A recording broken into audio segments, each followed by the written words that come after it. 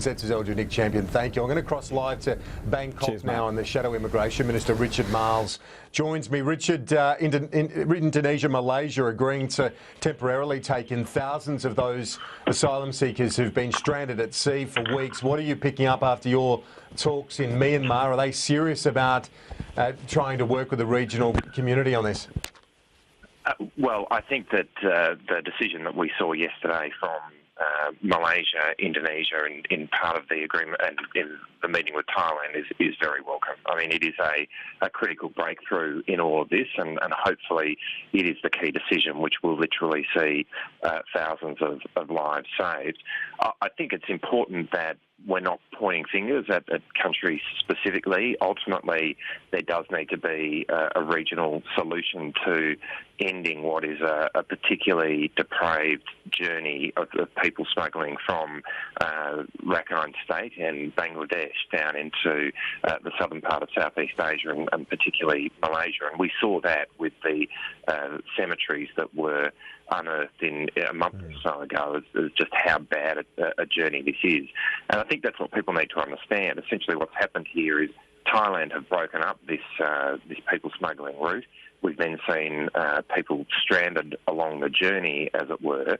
People smugglers have behaved utterly appallingly in respect of their victims, and what we needed to get was a regional answer to the immediate humanitarian concern, and I hope that what we've seen now with the meeting yesterday is a critical breakthrough in that. You, as I say, you've been in Myanmar before arriving in Bangkok there now. Should that government be required to do much more in protecting and not persecuting, at the very least, the Rohingya community of within its population? Look, there are obviously steps which the Myanmar government would be good if they took in respect of that community, and they obviously have a responsibility in this. There's no question about that.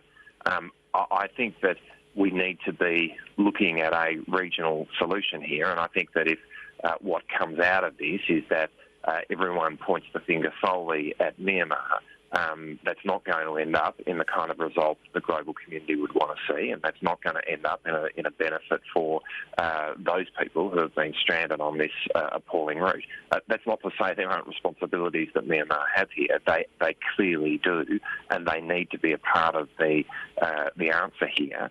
And I think the question now is encouraging Myanmar to participate in the meeting here in Bangkok next week on the 29th of May. But that's not going to happen if the global community simply point the finger solely at Myanmar, because at the end of the day, this is a regional problem. I mean, something like half the estimates are rough, but maybe half the people who have been involved in this trip have come from Bangladesh.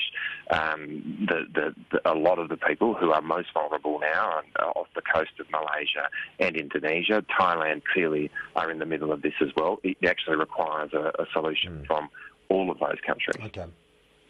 We've only got a minute left, but just quickly, the US State Department has said the US will take a lead as part of any UN resettlement procedure. Should Australia also put its hand up to take a number of those affected in this crisis? That's a complicated question, Kieran, and one that we need to be working with the UNHCR on, and one which comes further down the track. But what we need to be doing now is supporting the countries of the region to address the immediate humanitarian crisis. And can I say that the comments of Tony Abbott in recent days have been utterly appalling and have been read very badly, in my view, in this part of the world, have actually denied the political space which was needed yesterday, will be needed next week to get an answer to this. And actually we need a Prime Minister who stops peddling his three-word slogans in a domestic context in a way which causes significant difficulties for the countries of the region in an international context. There simply has to be a point at which Tony Abbott understands that he's not just a low-rent domestic politician, but as the Prime Minister of Australia, he enters the world stage as a statesman, or at least he should, and that's what we need to hear and see from him. Shadow Immigration Minister Richard Marles, live from Bangkok. Thank you for your time this morning. A quick break, back in just a moment.